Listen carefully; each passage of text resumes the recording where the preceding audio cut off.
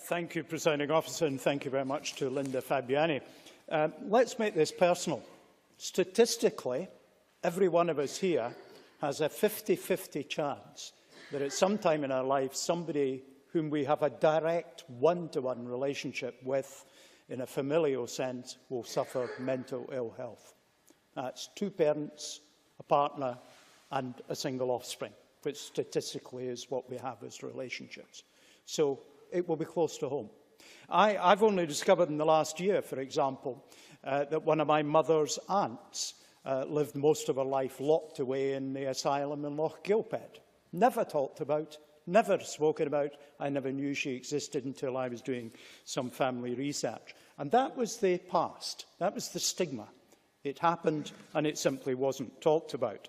I very much enjoyed, in 1964, working for some 6 or 7 months in a psychiatric hospital as a nurse, as a 17-year-old, before going on to university. It was a time when the treatment was, if you were seriously mentally ill, you were locked in a ward and forgotten about. The staffing levels were appallingly poor. The world today is very different, and let's hope that that is good. Now, let's just talk about a few things. Awareness. What does it mean for the sufferer? Because not all people who suffer from mental ill health are self-aware that they have a problem.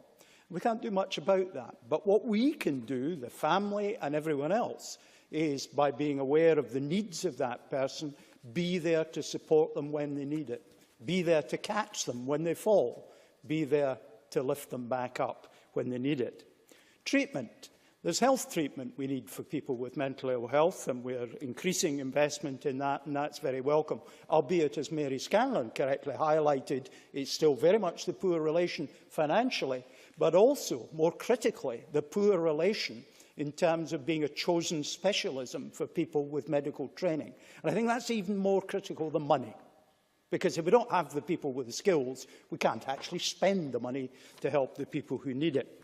I think we all have to be careful about the social interactions we have with people with degrees for mental ill health. But let's put a positive spin on some of this, because having a different mental approach to things, although it creates a huge burden for people, can deliver benefit. And I want to just highlight the careers of 3 famous schizophrenics. First of whom is Vincent van Gogh. Now, he died at the age of 37, and he did so, it is thought, because he shot himself. Now, this is not the place to explore why there's doubt about that. But he produced the most wonderful impressionistic art. And there's little doubt that the way his brain and his mind worked was a contributor to that. But he paid a huge price for that, but he delivered a great deal for us, which we remember to this day. Clara Bow, the It Girl, one of the first stars in the silent cinema, and continued on into the era of the talkies. She suffered from schizophrenia for her entire life, but contributed enormously to the experience and enjoyment of others. Nijinsky, the great dancer, was schizophrenic, and like Clara Bow, died relatively early at the age of 60.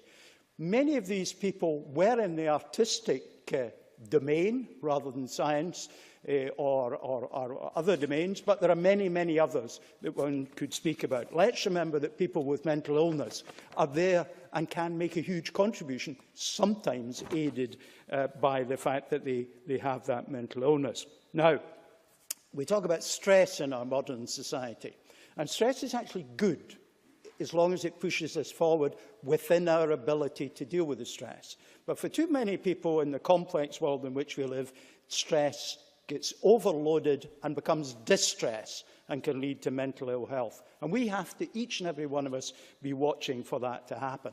And in particular, Presiding Officer, let me just conclude by saying, ultimately, of course, one of the outcomes from some people's mental ill health is suicide.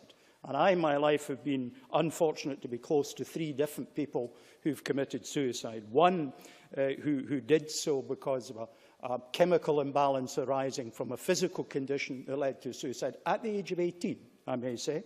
Another who, suffering postnatal depression, threw herself off a high building.